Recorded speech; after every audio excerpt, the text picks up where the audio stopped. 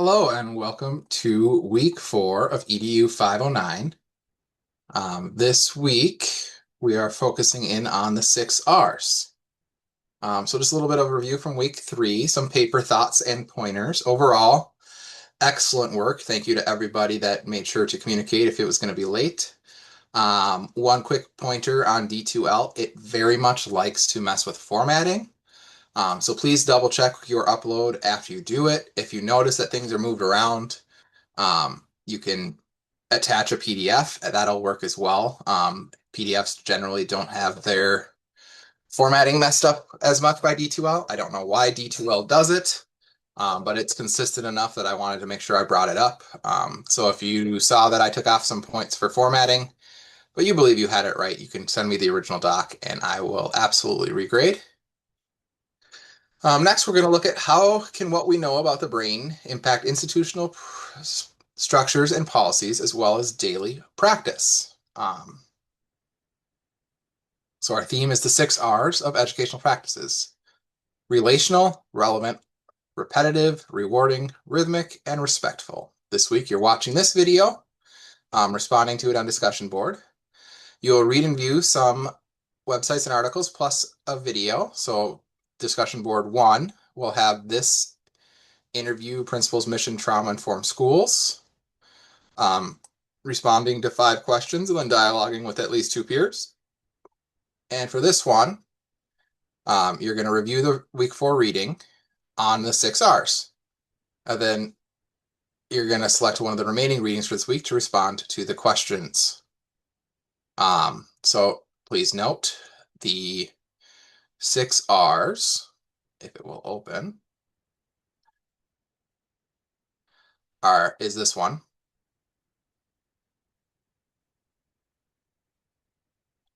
So adoption advocate, meeting children where they are, the neurosequential model for therapeutics. I know it doesn't look like it says the 6 R's, but they get there. And they start talking about his 6 R's right down here. So that is that reading. And then, sorry, this is in the way. Go to one of these 3 for the second part of the response, where you will connect the 6 R's to the reading you chose. Make sure that you cite it so we know which one you are talking about. The other thing we will be looking at this week is assignment 2, which I will get back to in a moment. So assignment 2, you're going to identify organizational systems, policies, and procedures that are in place that support the concept of being trauma informed.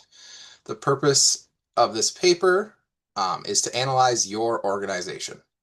So it should be written in third person, include the following: introduction, address the questions, a conclusion, and make sure everything is APA formatted.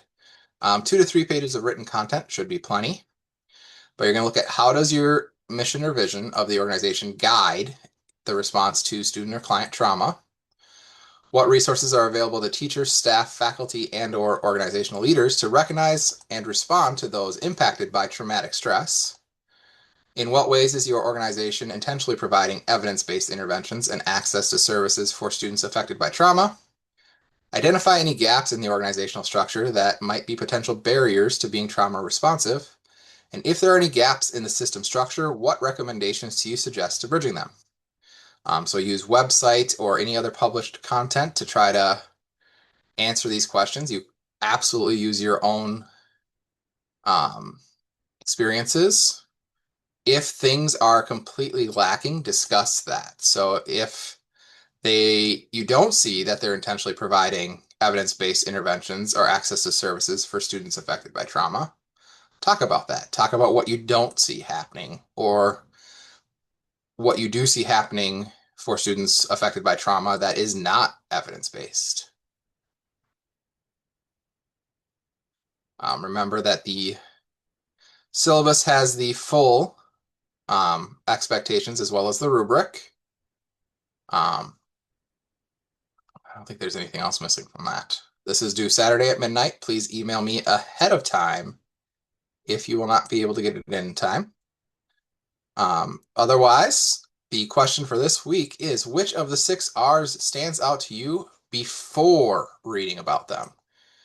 relational, relevant, repetitive, rewarding, rhythmic, or respectful. Before you read that article, unless you've already read them, which one stands out to you the most and why? Please be in touch with any questions, and I look forward to seeing your next papers. I can close this.